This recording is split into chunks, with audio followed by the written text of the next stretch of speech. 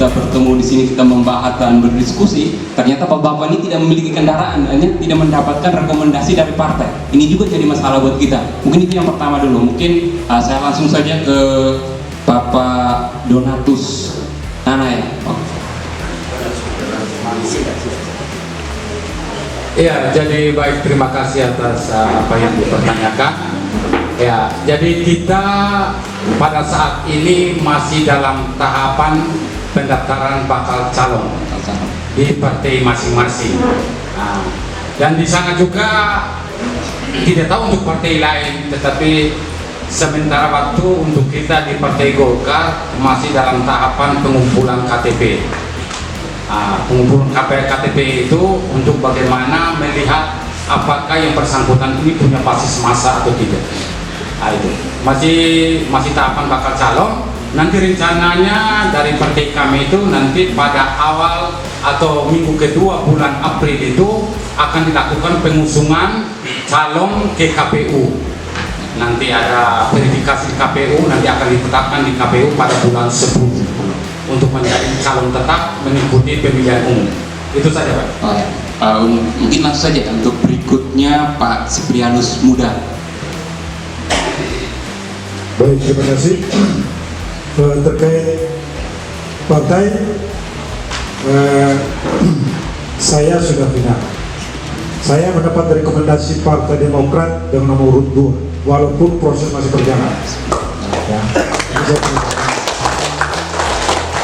Pertemuan terakhir kemarin bersama pimpinan partai, alasan kenapa partai langsung memfinalkan saya.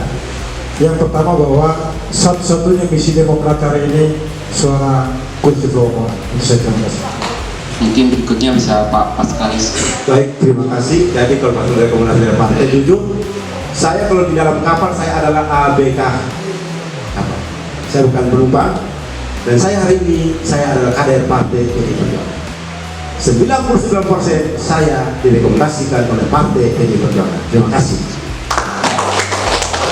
Dari Nasdem itu sedang dalam proses juga, dan di dapil 3 untuk partai Nasdem saya sendiri.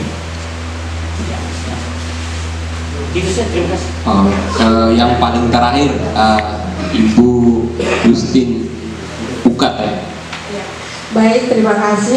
Kalau saya sudah direkomendasikan dari partai, saya nomor urut 1 di dapil 3. Untuk pertanyaan berikutnya, Bapak Ibu bakal calon legislatif untuk DPRD ya. Kalau kita bicara, kita melihat berapa survei, berapa dari lembaga survei Indonesia, baik itu Indobarometer dan lain sebagainya, kepercayaan publik terhadap lembaga negara dalam hal ini yudikatif, eksekutif, legislatif itu menempati urutan paling bawah tingkat kepercayaan masyarakatnya. Nah, yang mau saya tanyakan ini, saya rasa ini penting untuk saya tanyakan begini. Takutnya kita di sini kita sudah sepakat satu suara dan ada calon, ada yang dari perwakilan dari Pelopora yang seharusnya berkantor di Jalan Brawijaya, tapi setelah 1 tahun kantornya berpindah ke lapas kelas 2B Merauke. Itu kita tidak harapkan. Jadi pertanyaannya, jika Bapak Ibu terpilih, bagaimana giat agar menciptakan parlemen yang bersih, berintegritas dan tidak korupsi ini? Komitmennya Bapak-Bapak seperti apa dan Ibu-Ibu? Mungkin itu saja. Yang ini langsung saya ke Ibu. Terima kasih untuk pertanyaannya. Saya akan menjawab terkait korupsi.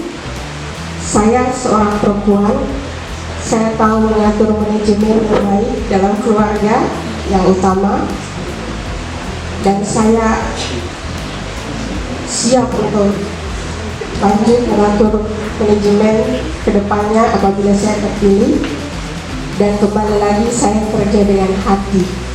Terima kasih. Untuk saya sebenarnya itu ya menjadi saya babat bersih korupsi.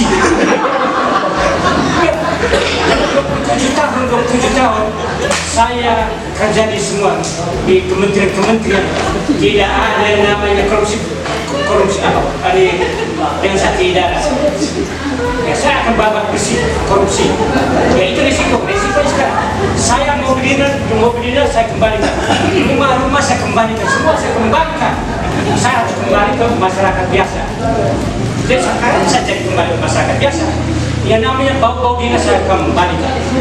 Jadi saya tidak ada yang namanya ada korupsi-korupsi atau ada uang-uang licin-licin. Tidak ada licin-licin. Jadi saya main kasar sekalian. Tidak sekalian. Mau terima pegawai saya bilang tidak sekalian. Bapak itu jadi saksi. Ya saya di sini kan saya selalu tunjuk ada saksi. Kalau saya bapak bersih saya kan butuh bukti.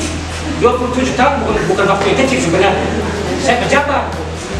Kalau pejabat itu semua keputusan ada pejabat. Kalau pejabat itu curi-curi di bawah itu curi-curi. Di atas juga curi sudah. Begitu. Jadi korupsi tidak ada. Sehingga saya cari bersih. Jadi kepala dinas orang Pulau Murah yang tidak ada bilang, oh dia nih cari pejabat karena ada mobil ini, tidak ada ini. Sekarang sama maju syukur, puji Tuhan, bersih itu saya. Itu saya, terima kasih. Sepertinya geli saya. Kalau bilang kalau jadi DPR jangan sampai berkantor di Barijaya nanti pindah ke lapas. Ya. Prinsip dasar kalau kita beriman, hak Kaisar dikembalikan ke Kaisar, tapi hak kita kembalikan ke kita. Itu saja. Kejujuran perlu kita berikan. Harapan petani Murah jangan sampai terjadi hal yang demikian. Prinsip kita hanya cuma satu. Kalau kita jujur, berarti kita selamat. Kalau kita tidak jujur, kita berpisah. Terima kasih waktu saya. Mau tikus bertasi ya. Kalau saya jadi tikus bertasi, nanti bagaimana dengan saudara-saudara saya warga masyarakat Murah? Yang malu bukan saya nanti. Yang malu masyarakat Murah yang ada di Indonesia. Saya akan jaga itu Bapak Mama. Saya manusia biasa, tetapi saya akan menjaga. Itu saja dari saya. Terima kasih. Atas pertanyaan dua tadi, bagaimana sikap atau tanggapan atas kepercayaan masyarakat terhadap DPR dan juga bagaimana caranya bisa menghindari korupsi. Yang jelas bahwa DPR adalah pejabat publik, jabatan negara yang tentunya banyak godaan di atas. Poin pertama yang kita lakukan ya, yang jelas kita juga harus ingat. Saya akan berusaha dan saya minta doa restu dari keluarga supaya perjalanan kita ini amanah. Dan yang kedua, komitmen, transparan untuk tugas pokok dan fungsi DPR secara total. Itu poin penting. Karena ketika itu fungsi itu dijalankan dengan baik, saya yakin masyarakat pasti akan sejahtera. Terima kasih.